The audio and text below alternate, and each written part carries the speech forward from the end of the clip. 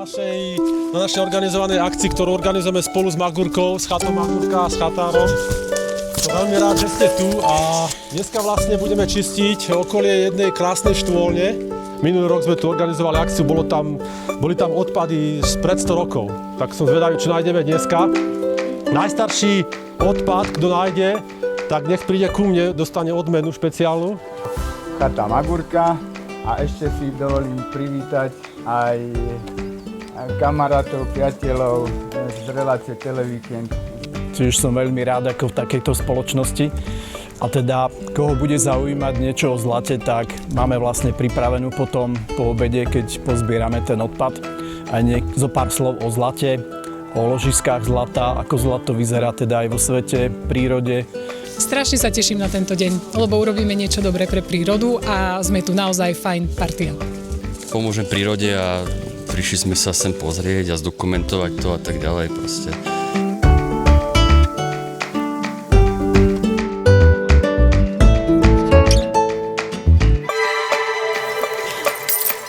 Lebo zlato pobrali a odpad nechali. Aby tu bol poriadok. A chcela by som ešte aj rýžovať to zlato. Paniere, potom poháre, nejaké staré plechovky, všelijaké veci ešte. Alpu som našol. Lebo odpadky nepatria do prírody.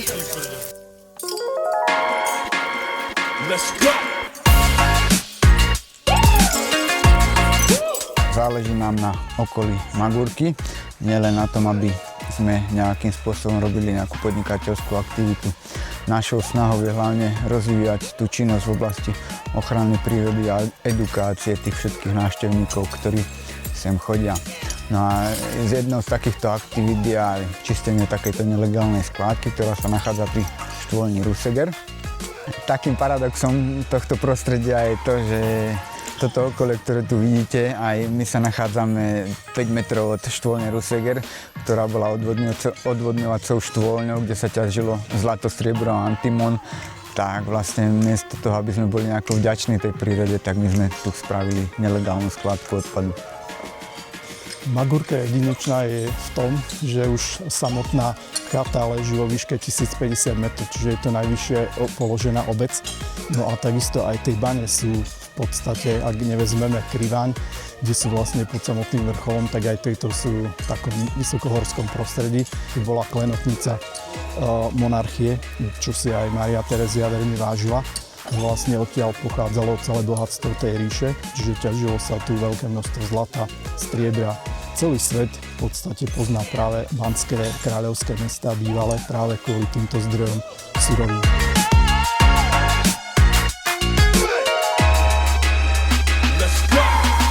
Dobre, ťažké je to. Toto sú klince, ktorým sa uchytávali železničné podvaly a vlastne takými vozíkmi vyvážali. Odpad z pár 10 ročí, typoval by som 60., 70., 80. roky. Našli sa tu aj nejaké historické kúsky, ako poklop z Ľatinovej piecky. Je to v podstate archeologické nálezisko.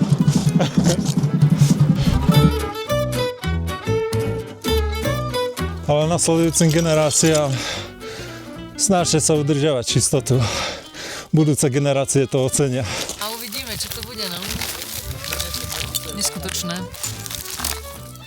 Test odolnosti vyšiel na jednotku. Toto je materiál, ktorý sa oplatí exportovať do vesmíru, vydrží všetko.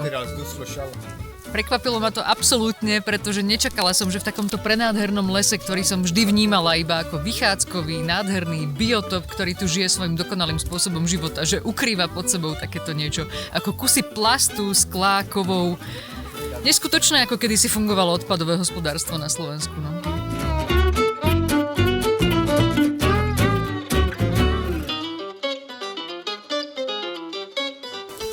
Musím pochváliť všetkých dobrovoľníkov, ktorí dnes prišli. Bolo ich 3-krát toľko ako minulý rok a čo je ešte krajšie, oveľa viac odpadov sa vyzbieralo. Čiže opäť je Magúrka čistejšia, opäť je príroda krajšia a ja vám veľmi pekne všetkým zo srdca ďakujem.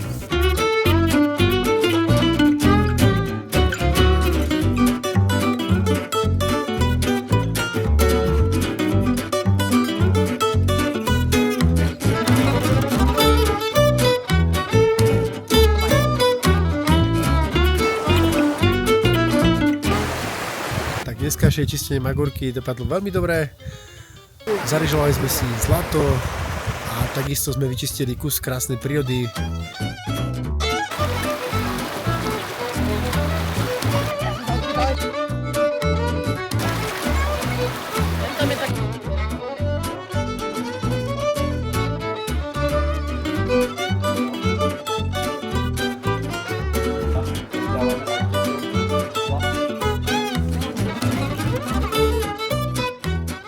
Tak sa nám opäť podarilo zorganizovať krásnu akciu čistiacu pri štôlni Ruseger na Magurke v Nízkych Tatrách. Spolu s chatou Magurka sa nám opäť podarilo vyčistiť kus krásnej prírody, za čo veľmi pekne ďakujem celému kolektívu chaty Magurka a všetkým 35 dobrovoľníkom, ktorí sa zúčastnili tejto čistiacej akcie. Môžem povedať, že bola veľmi úspešná, pretože sme vyniesli viac než 700 kg odpadu a tiež chcem poďakovať starostovi obce Partizánska Ľubča, ktorý tento odpad vyvezie na skládku. Je to krásny pocit prechádzať sa po miestach, kde bol predtým odpad a teraz je tu len čistá príroda v okolí týchto štôlní. Ďakujem ešte raz všetkým veľmi pekne a uvidíme sa na budúce pri čistení ďalšej divočiny. Ahojte.